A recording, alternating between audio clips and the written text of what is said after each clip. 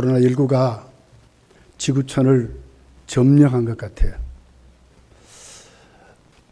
뉴스만 틀면 코로나19의 확진자가 빠진 적이 없어요.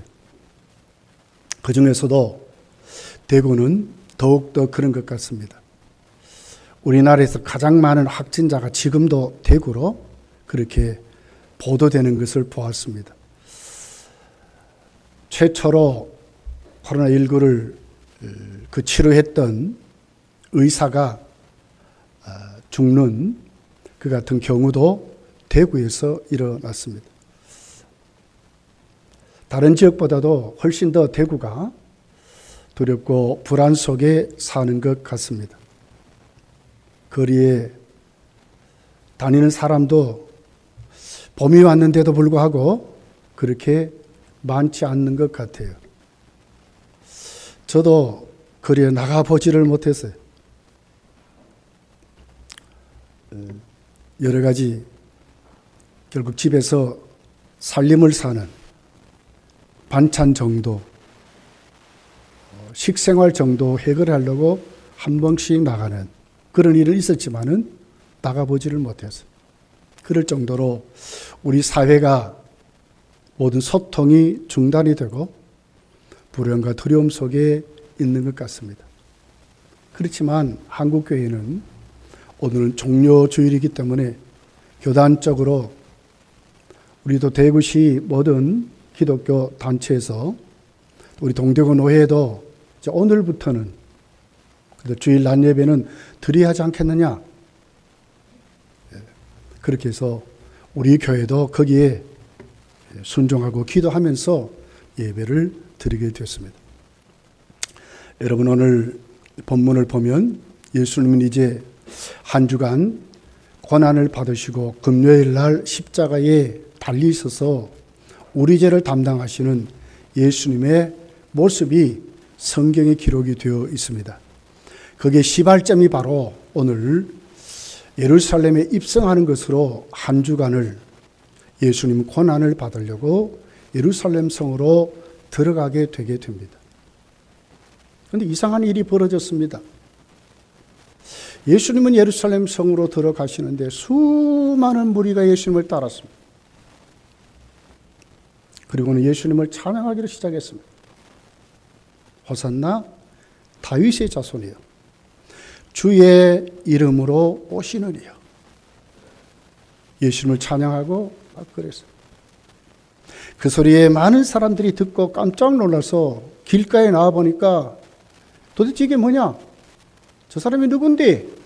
너희들이 찬양하느냐? 너희들이 성경에 듣지 못했느냐? 그 말씀을 듣고 앞에서 뒤에서 수많은 군중이 예수님을 찬양하는 무리들로 오늘 본문이 기록을 하고 있습니다. 예수님은 성전에 들어가십니다. 그리고 거기에서 성전을 정결케 하는 의식을 행한 후에 그랬더니 거기에도 어린아이들까지 따라왔어요. 그리고 예수님을 그 어린아이들도 소리내어 큰 소리로 찬양했다고 기록하고 있습니다. 도대체 누구시기에? 왜 예수님께 찬양하느냐 하는 것이죠. 왜 예루살렘에 입성하신 주님 앞에 그들은 찬양했느냐 하는 거예요.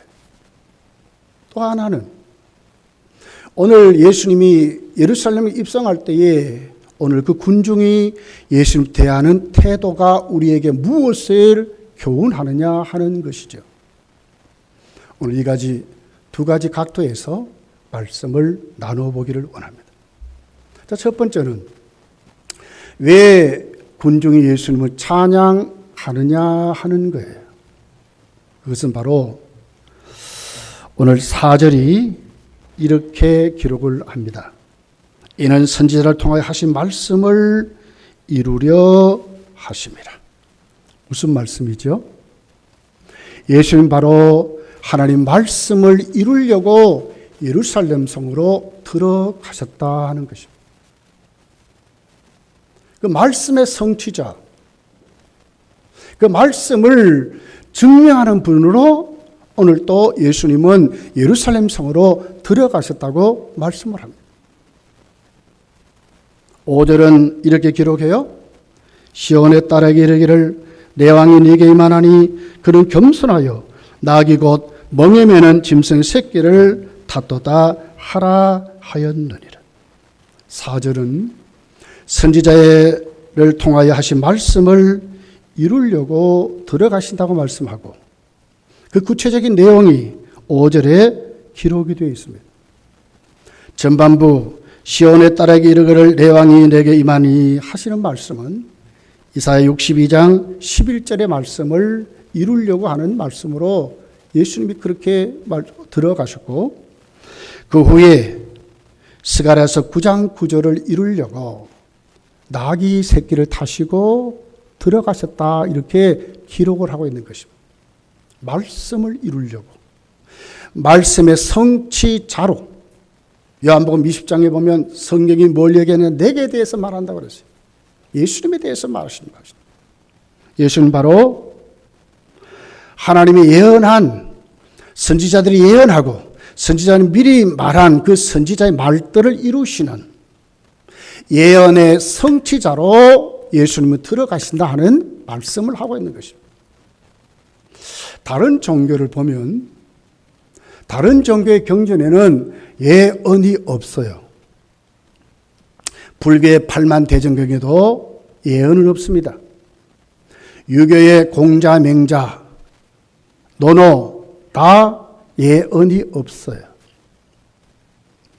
또 도교에도 도덕경에도 예언이 없습니다. 원불교 난리를 치잖아요. 세 종교가 합쳤다. 거기도 보면 그 금강경에 예언이 없습니다. 이슬람교의 코란경을 보면 예언은 있지만 그렇게 많지 않아요. 왜 다른 곳은 예언이 없을까? 그런데 이상하죠. 성경은 전부 예언이에요. 구약은 옛 언약 아닙니까? 신약은 새로운 언약. 그 구약의 언약을 성취하는 것이 신약이라고 이렇게 말씀해요. 그 약 그랬잖아요. 약속의 말씀입니다. 예수님에 대한 메시아의 예언도 신구약의 300여 가지가 더 넘어요. 예언의 말씀입니다. 그 과학의 소리라는 책을 보면 예언의 8개가 한 사람에게 이루어지려면 과학적으로 10의 17승분의 1이랍니다. 그걸 계산해 보면요. 10경분의 1. 여러분 8가지 예언이 한 사람이 이루어지는 것도 이렇게 도저히 믿을 수 없는, 이루어질 수 없는 것이죠. 하물며 300여 개 이상의 그 메시아의 예언만 예수님을 향해서 예언했는데 그것이 다 이루어졌다는 거예요. 성경은 지금 이것을 말합니다. 왜 이렇게 하실까, 하나님이? 왜 예언하시고 그 예언을 성취하시고 왜 이렇게 하실까? 하나님은 오늘도 우리에게 그냥 우리를 인도하신 분이 아니라 적극적으로 우리 삶에 개입하시고 적극적으로 당신의 백성을 인도하는 방법을 말씀을 하시면서 예언하시고 그 이루어짐을 통해서 하나님만이 참된 하나님이심을 보여주는, 예수님이 참된 우리의 구주가 되심을 보여주는 것을 증명하고 있다는 것입니다. 여러분, 오늘 예수님은 성경이 말한 예언대로 나귀를 타시고 예루살렘 성으로 입성하셨습니다. 5절에 보니까 이렇게 기록을 하죠. 시온의 딸에게 이르기를 내 왕이 내게 임하나니 그랬어요. 여기 왕 단어를 썼어요. 이사야서를 말씀하면서 특별히 이사야 62장 11절의 예언을 이루는 것으로 말씀했어요. 여호와께서 땅끝까지 선포하시되 너희는 딸 시온에게 이르라. 보라 내 구원이 이르렀으니 보라 상급이 그에게 있고 보응이 그 앞에 있느니라 하셨느니라. 왕위를 말씀하면서 그 왕은 우리의 구원자라고 말씀하시고 그에게는 상급과 보응이 있다고 말씀해요. 그 뭡니까? 우리의 모든 삶의 결론을 가지고 계시는 왕, 그 말 아닙니까? 전쟁에 이긴 개선장군 같은 왕, 한마디 명령하면 죽이기도 하고 살리기도 하는 왕, 그런 뜻이지. 예수는 그런 분으로 지금 어디로 갑니까? 예루살렘 성으로 들어가고 계신다는 거예요. 또 뿐만 아니죠. 그 하반절에 나귀를 타신 왕이라 그랬어요. 스가랴서 9장 9절이 거기에 대해서 이렇게 말씀을 합니다. 시온에 따라 크게 기뻐할지어다. 예루살렘에 따라 즐거이 부를지어다. 보라 내 왕이 임하시나니 그는 공의로우시며 구원을 베푸시며 겸손하셔서 나귀를 타시나니 나귀의 작은 것 곧 나귀 새끼니라고 그랬어요. 겸손하신 왕이었어요. 개선장군같이 우리의 모든 생사화복을 주장하신 우리의 구원자이실 뿐만 아니라 그분은 겸손하신 평강의 왕으로 우리에게 예루살렘 성으로 들어가신다고 이렇게 말씀을 하고 있습니다. 말은 그 성경이 전쟁의 또 용맹함을 상징한다면 나귀는 바로 겸손을, 평화를 상징하는 것으로 성경이 기록을 하고 있습니다. 예수님은 어떤 분입니까? 우리의 생명을 쥐고 계시는 하나님이십니다. 우리의 구원자이십니다. 우리의 생사화복을 주장하시는 왕이십니다. 그러면 그분은 또 다른 한편에는 다 낮아지시고 더 겸손하소서 십자가로 나가서 다 이루었다 하셨던 우리를 정말 사랑하시는 하나님의 명령 앞에 죽기까지 복종하신 겸손한 왕이라고 우리에게 지금 말씀을 하고 있는 것입니다. 주님은 그런 분으로 예루살렘으로 입성하시고 계신다고 말씀을 합니다. 그런데 참 이상하죠? 그렇게도 말씀했던 여기 바리새인들, 서기관들은 예수님을 배척하고 분이 여기는 그런 모습을 보지만 오늘 여기에 큰 군중의 무리들이 어린아이들마저도 예수님을 찬양하는 모습을 보여요. 어떻게 이럴 수 있었을까? 바로 이 군중은 말씀하지 않았지만은 그들에게 들렸던 그 말씀을 붙잡고 살았다는 거예요. 그 붙잡은 말씀 메시아였습니다. 메시아가 오시면. 그래서 그들의 입술은 이렇게 말합니다. 주의 이름으로 오시는 자요. 주의 이름으로 오신 자요. 말씀을 사랑했던 사람들이 그 말씀을 그들은 기억해서 그 말씀 그대로 주의 이름으로 구약의 선지자들이 예언한 그 주님이 지금 우리에게 오신 것을 알았기 때문에 예수님을 찬양했다고 말씀을 하는 것입니다. 예수님은 바리새인과 서기관들이 성전에서 예수님이 병든 자를 고쳐주시고 성전을 정결케 하시고 아이들이 예수님을 향하여 호산나 찬송하시를 외쳤을 때 분이 여기면서 예수님께 따지게 되는 그들을 향해서 예수님이 하시는 말씀이 있어요. 오늘 16절에 있는 말씀입니다. 자, 우리 같이 한번 읽어볼게요. 자막을 통해서 한번 읽어봅니다. 시작. 예수께 말하되 그들이 하는 말을 듣느냐? 예수께서 이르시되 그렇다. 어린아이가 젖먹이들의 입에서 나오는 찬미를 온전하게 하셨다 함을 너희가 읽어본 일이 없느냐 하시고. 이게 뭐예요? 너희가 읽어본 일이 없느냐. 말씀했지만 실질적으로 말씀을 갖지 않은 그들이었어요. 이 말씀은 시편 8편 2절을 인용하는 말씀입니다. 너희가 못 읽어봤느냐 그 말이에요. 너희가 왜 모르느냐 그렇게 예수님이 바리새인과 서기관들에게 말씀하는 것을 봐요. 이런 고난 주간에 누가 고난 주의를 지킬 수 있습니까? 누가 종료주일에 참여하는 자가 될 수 있습니까? 하나님의 예언의 말씀을 믿는 그 사람들. 그렇게 말씀을 달달 외우지 아니해도 이 말씀이 생명의 말씀인 줄 알고 그 말씀을 듣고 그 말씀을 간직했던 그들이 어떻게 한다고요?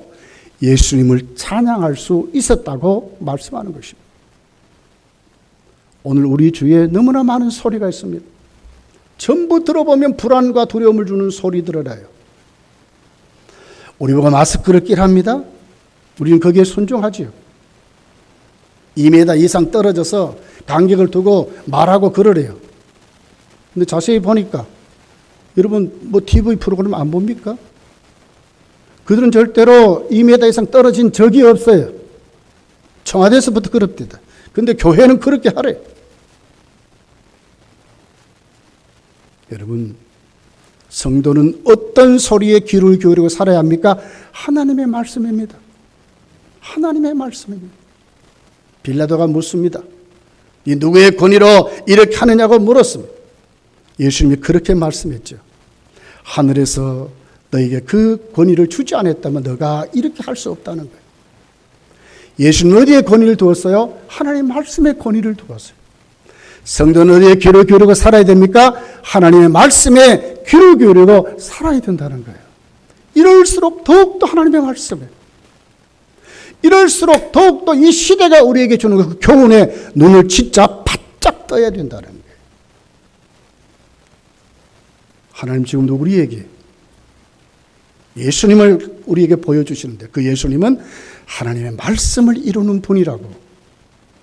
말씀을 이루려고 죽으러 어디로 가요? 예루살렘 성으로 들어가는 거예요. 죽으러까지, 죽기까지 하나님의 말씀을 이루셨다고 말하는 거예요. 벌벌 떨지 마십시오. 세상 소리에 귀를 기울이고 거기에 동화가 되어서 우리도 마저 부정적이고 그 두려움 속에 잡혀가지고 그들 소리에 아멘 아멘 하는 사람이 아니라 오늘 우리는 어떤 소리에 하나님의 말씀에 우리는 더 예배에 눈을 뜨고 사모하고 하나님의 은혜를 받는 글에 우리가 더욱더 사모하는 우리가 돼야 될 줄 믿습니다. 두 번째를 보면 예수님은 찬송받으시기에 산송하는 그분을 향해서 함께 예루살렘으로 입성할 수 있었던 것은 우리의 멍에를 매기 위해서 들어가셨다 하는 것입니다. 5절에 보니까 나귀 새끼를 멍에 매는 짐승이라고, 짐승의 새끼라고 이렇게 말했어요. 왜 그냥 나귀 새끼라 말하지 않고 멍에를 매는 짐승의 새끼라고 말했을까? 왜 그랬을까? 여러분 어떻게 생각합니까? 똑같은 본문에 마가복음 11장 2절에 보면 아직 아무도 타보지 않은 나귀 새끼라 그랬어요. 예수님의 순결성, 무죄성을 말씀하지요. 그러나 마태는 이런 각도로 말하는 것입니다. 아직은 멍에를 매지 않았지만은 예수님이 그 나귀 새끼를 타시고 들어가는 것은 바로 멍에를 매려고 들어간다는 거예요. 멍에를 매려고. 그 멍에가 뭡니까, 여러분? 예수님이 매야 되는 그 멍에를 이사야는 정확하게 기록했어요. 오늘 오후 예배 때 설교의 본문입니다. 우리 한번 보겠습니다. 이사야 53장 4절부터 있는 내용의 말씀입니다. 그는 실로 우리의 질고를 지고 우리의 슬픔을 당하였거늘 우리는 생각하기를 그는 징벌을 받아 하나님께 맞으며 고난을 당한다 하였노라. 그가 찔림은 우리의 허물 때문이요 그가 상함은 우리의 죄악 때문이라. 그가 징계를 받음으로 우리는 평화를 누리고 그가 채찍에 맞음으로 우리는 나음을 받았도다. 우리는 다 양 같아서 그릇 행하여 각기 제 길로 갔거늘 여호와께서는 우리 모두의 죄악을 그에게 담당시키셨다 그랬어요. 여기 우리의 하는다 그랬어요. 우리의 무엇을 메고 갔습니까? 우리의 질고를 메고 갔대요. 우리의 슬픔을 메고 갔대요. 우리의 허물을 메고 갔대요. 우리 죄악을 담당하기 위해서 메고 갔다고 말해요. 예수님이 그 우리의 멍에를 메고 갈 때 어떤 고초를 당했습니까? 이사야는 그가 그랬어요. 그가 우리 주님이 당한 고초를 그가 찔림을 받고 그가 상함을 당하고 그가 징계를 받고 그가 채찍에 맞았다고 기록하는 거예요. 뭘요?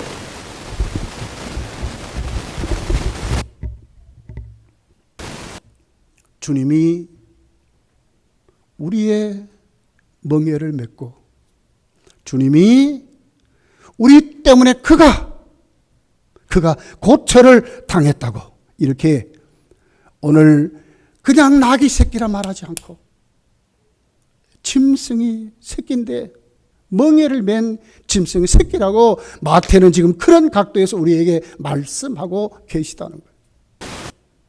예수님 왜 예루살렘 성으로 들어갑니까? 왜 들어간다고요? 우리의 멍에를 우리가 져야 될 죄악으로 인하여 우리가 당해야 될 무서운 하나님의 형벌을 우리 대신 지시고 예수님 지금 예루살렘 성으로 들어가신다고 하는 것입니다. 고난주일은 이런 주일입니다. 고난주간은 이런 주간입니다. 예루살렘으로 입성하시는 주님은 찬송만 받으시는 게 아니요. 오늘 찬송하는 그들은 모르지만은 하나님의 말씀은 예수님을 향하여 이렇게 지금 증명하고 증거하고 있다고 하는 것입니다. 여러분, 오늘 우리는 그렇기 때문에 우리 대신 멍에를 진 그 주님 앞에 우리의 믿음의 태도가 어떻게 되게 됐습니까? 더욱더 이제는 예수님 때문에 고쳐진 우리들이 하나님과 더욱더 화목한 자로 살아야 된다는 거예요. 로마서는 이렇게 말합니다. 로마서 5장 1절 2절에 그러므로 우리가 믿음으로 의롭다 하심을 받았으니 우리 주 예수 그리스도로 말미암아 하나님과 화평을 누리자. 하나님과 뭐요? 화평을 누리자. 또한 그로 말미암아 우리가 믿음으로 서 있는 이 은혜에 들어감을 얻었음에 하나님의 영광을 바라고 즐거워하느니라. 두려움과 불안 속에 벌벌 떨고 살아야 되겠습니까? 아니요.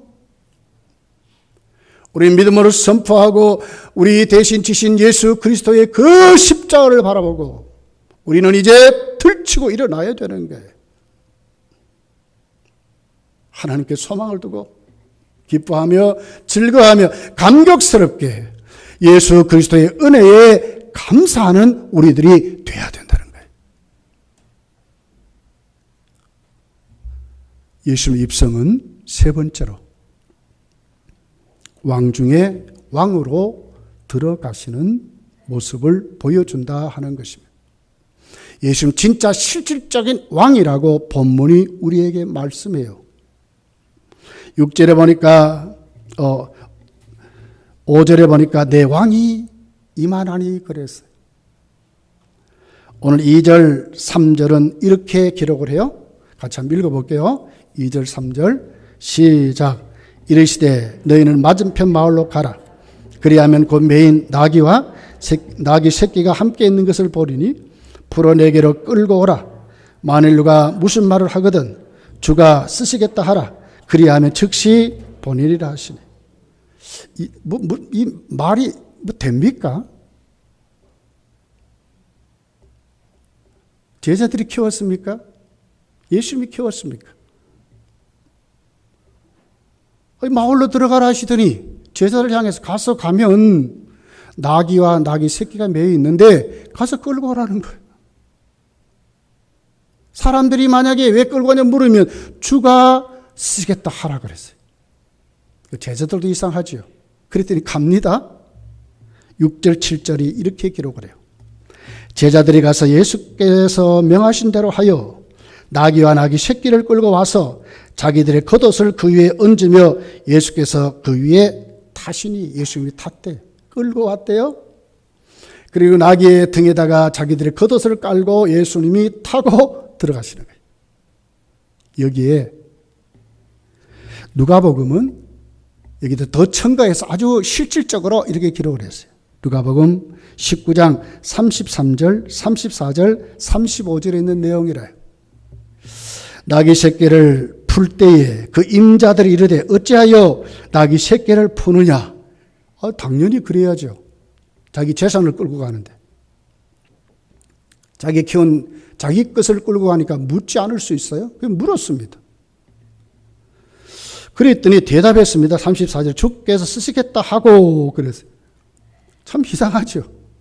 값을 쳤습니까? 뭘 했어? 근데 주님이 쓰신다. 그러고는 35절에 그것을 예수께로 끌고 와서 자기들 겉옷을 나귀 새끼 위에 걸쳐놓고 예수를 태웠다. 그렇게 말해요. 우리에게 뭘 얘기합니까?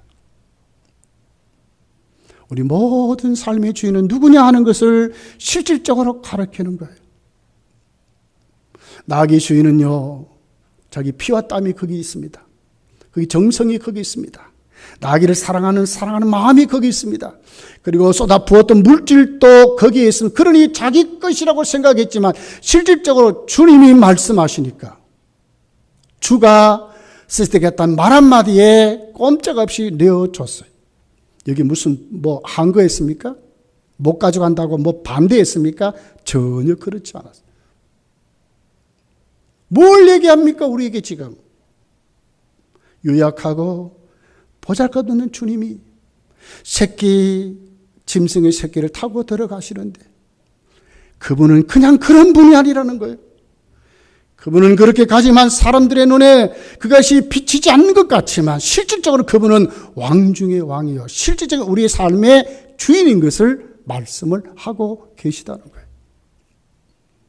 여러분, 우리는 예수님을 주님으로 고백하지요. 저 여러분 주님은 어떤 태도로 여러분 모시고 삽니까? 우리의 모든 삶의 주인은 예수 그리스도를 믿습니다. 예수가 우리의 주인이십니다. 교회의 머리십니다. 부활하신 주님, 사도 베드로가 성령 충만 받고 난 다음에 설교 가운데 말하죠. 너희가 그 예수를 죽였는데 그분은 하나님이 살렸는데 우리에게 주와 그리스도로 살렸다고 말해요. 그랬더니 이들이 벌벌 떠는 거예요. 우리가 어찌 알고? 그렇습니다. 우리 이런 종려주일, 고난주간을 보면서 십자가의 주님을 들어가시는 그 주님을 보면서 우리는 실제로 우리가 정말 깨달아야 할 것이 뭡니까? 주님은 우리의 주인 되시고 우리의 왕이 되신다 하는 것입니다. 주님만이 우리의 왕이십니다.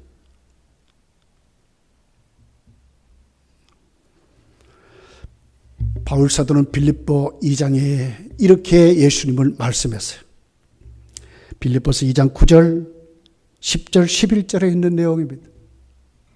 이러므로 하나님이 그를 지극히 높으셨습니다. 모든 이름 위에 뛰어난 이름을 주사 하늘에 있는 자들과 땅 아래에 있는 자들과 땅 아래에 있는 자들 모든 무릎을 예수 이름에 꿇게 하시고 왕입니다. 모든 입으로 예수 그를 주라 시인하려 하나님 아버지께 영광을 돌리게 하셨느니라.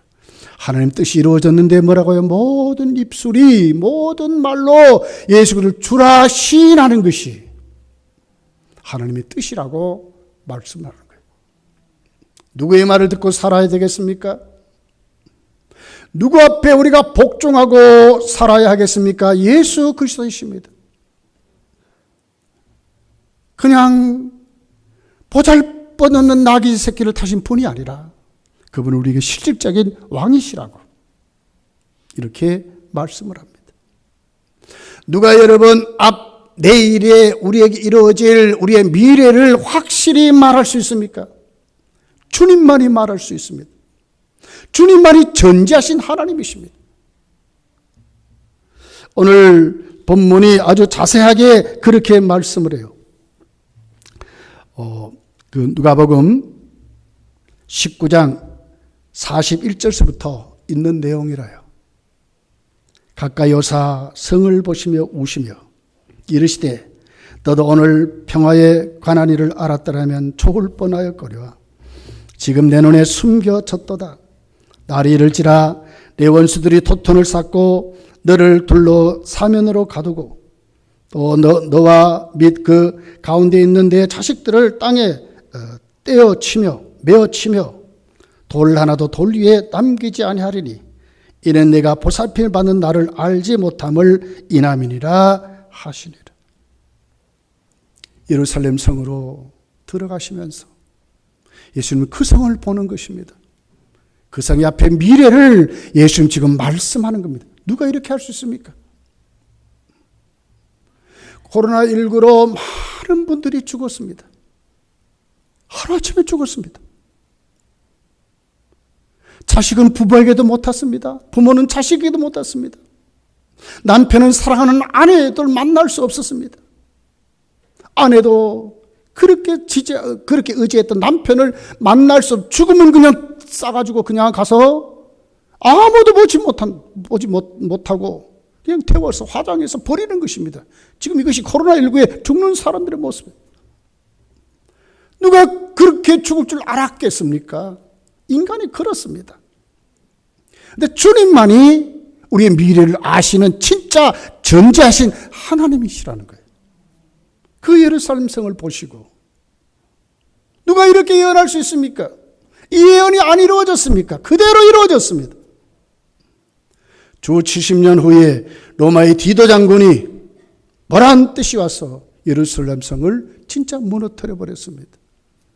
여러분, 우리는 주님을 똑바로 인식하고 정말 주님을 똑바로 모시고 정말 우리가 그분 앞에 무릎을 꿇고 예수를 주라 시인하며 살아야 되는 것이 누구입니까? 성도라고 하는 것입니다. 이럴 때일수록 우리의 믿음이 그 자리로 저 여러분이 점점 더 깊이 나가시기를 예수님 축복합니다. 크게 두 번째입니다.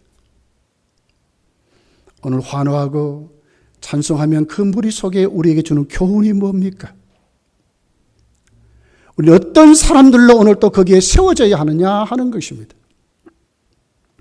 우리 14절에 보니까 예수님은 예루살렘 성으로 들어가시고 성전에 가 맹인과 저는 자들이 성전에서 예수께 나오매 고쳐주셨다 그랬어요. 여러분, 거기에 바리새인 서기관들이 있습니다. 눈에 불을 켜고 지금 책을 잡고 걸러가는 게 있습니다. 예수님 지금 이 한 주간 예루살렘 일성하면서 뭡니까? 우리의 멍에를 지고 십자가로 나가는 그 길을 예수님 모릅니까? 아심에도 불구하고 걸림에도 불구하고 그들에게 책을 잡힘에도 불구하고 왜 고쳐줍니까? 왜 우리에게 이걸 보여줍니까? 우리도 주님 앞에 고침받고 믿음의 삶을 살라고 말씀하는 것입니다. 어떤 성도로 우리가 고침받고 살아야 하겠습니까? 6절, 7절에 제자들의 모습이 거기 있습니다. 어떤 모습입니까? 말씀에 정말 단순하게 순종했습니다. 하나도 의문이 없습니다. 우리가 가면 그 나귀 주인이 우리를 가만히 둘까? 예수님의 명령이, 우리 선생님의 명령이 이럴 수 있냐? 우리가 가서 수모를 당하고 우리가 우사를 당한지 뻔한데 어떻게 우리 보고 가라느냐? 한마디도 그런 말이 없습니다. 그런 마음도 없습니다. 그런 생각도 없습니다. 뭡니까? 예수님께 즉각적으로 순종했다고 하는 것입니다. 뭐예요? 말씀에. 우리도 그런 사람으로 치료를 받고 일어나야 한다는 거예요. 사실 우리는 너무 똑똑해요. 하나님 말씀에는 단순해야 합니다. 말씀을 그대로 믿을 수 있는 것이 은혜인 줄 믿습니다. 하나님 말씀을 그대로 믿는 것입니다. 이것이 보수주의 신앙입니다. 거기다 캐션마크를 붙여가지고 비평자들 같이 자기의 머리를 판단해가지고 하나님 말씀을 난도질하는 그런 믿음이 아니라요. 아멘 하여 영광을 돌리는 것이 하나님의 성도들의 모습인 줄 믿습니다. 제자들은 그런 사람으로 오늘 여기에 순종하고 쓰임받는 제자들의 모습같이 우리도 말이에요.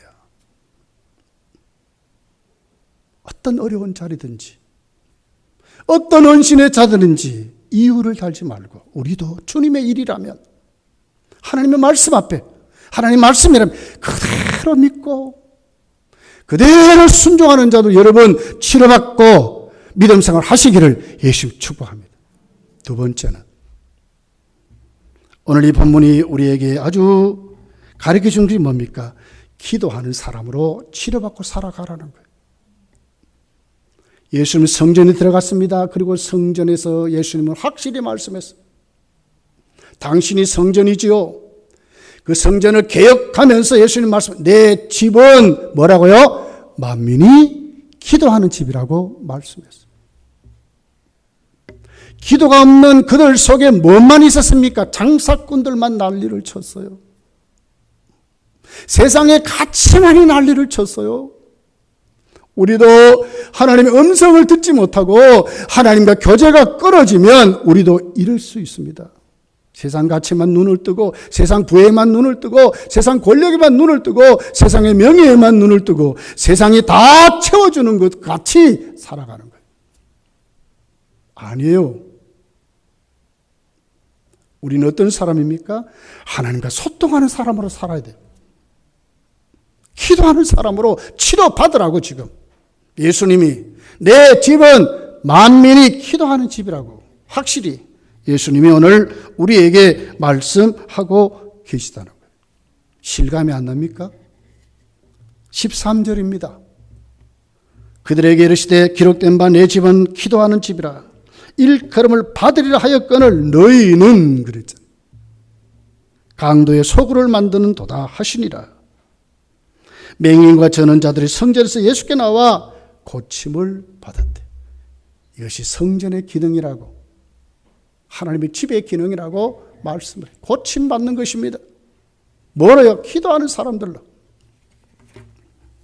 오늘 본문이 우리에게 자세히 가르쳐 주고 있다고 하는 거예요. 세 번째는 어떤 모습으로 치료받아야 할까요? 찬송하는 사람들로. 하나님을 높이는 사람들로 찬송하는 자들로 우리 입술이 변화받는 치료를 받아야 한다고 말씀을 하는 것입니다. 오늘 찬송하는 그룹은 두 그룹이죠. 하나는 군중이 있습니다. 군중, 무리들. 하나는 어린아이들까지 예수님을 찬송하는 모습을 봐요. 여러분, 성경은 그 찬송이 예수님의 탄생 시부터 시작이 됐어요. 탄생하실 때 천군 천사가 찬양하고 그 탄생을 맞이했던 성도가 예수님을 향해서 찬양했어요. 예수님 공생에서도 오늘같이 많은 성도들이 예수님을 찬양하는 모습을 봐요. 그럼 하늘나라는 어떻습니까? 하늘나라에서도 예수님을 찬송하지요. 요한계시록 5장을 여러분 보십시오. 거기에는 그 그룹이라고 하는 천사장들이 있습니다. 그들이 예수님을 찬송합니다. 성도들이 거기 있습니다. 24 장로들이 예수님을 찬양, 어린 양을 찬양했다고 그랬어요. 뭘로요? 새 노래로. 그리고 많은 천군 천사가 예수님을 찬양했다고 말씀했어요. 그리고 뭡니까? 하나님의 사람들, 흰옷을 입은 많은 성도들이 예수님을 찬양했다고 말씀하고 있어요. 요한계시록 5장 12절은 이렇게 말해요. 큰 음성으로 이르되 죽임을 당하신 어린 양은 능력과 부와 지혜와 힘과 존귀와 영광과 찬송을 받으시기에 합당하도다 그랬거든요. 주님만이 찬송을 받기에 합당하대. 어린 양으로 우리 대신 십자가를 지시고 다 이루셨기 때문에 당당히 찬송을 받아야 합당하다고 그랬어요. 우리는 예수님을 주님이라 고백하잖아요. 우리는 어떤 입술로 우리가 주님 앞에 서야 하겠어요? 찬송하는 자들로, 경배하는 자들로, 하나님 높이는 사람들로 우리 세워서 우리가 하나님께 찬송하는 것으로 치료를 받고 살아야 한다는 거예요. 여러분 인생에 찬송이 넘치시기를, 찬양이 넘치시기를 예수님 축복합니다. 그리고 어떻게 우리가 치료를 받아야 되겠어요? 이제는 전도자들로 치료받아야 돼요. 예수님은 십자가에서 우리를 위해서 죽어주셨습니다. 부활하신 주님은 제자들 향해서 말씀합니다. 너희는 나가 복음을 전하라. 온 천하에 다니면서 복음을 전하라 그랬어요. 이것이 바로 우리들의 사명임을 말씀했어요. 다니엘서 12장 3절에 보니까 이렇게 말씀합니다. 지혜 있는 자는 궁창의 빛과 같이 빛날 것이요 많은 사람을 옳은 대로 돌아오게 하는 자는 별과 같이 영원토록 빛나리라고 그랬어요. 성도요, 코로나19가 문제가 아니라 오늘 우리의 믿음이 문제인 줄 믿습니다. 어떤 사람들로 세워져야 될까요? 예수님을 똑바로 인식하고 그분이 예루살렘 성으로 들어가시는 그 모습 속에서 우리에게 주시는 교훈을 똑바로 받고 이제는 치료받아서 우리 입술로 우리의 삶으로 우리가 하나님 앞에 예수 그리스도의 증인으로 확실히 세워지는 한 주간도 기도하면서 승리하시기를 예수님 축복합니다.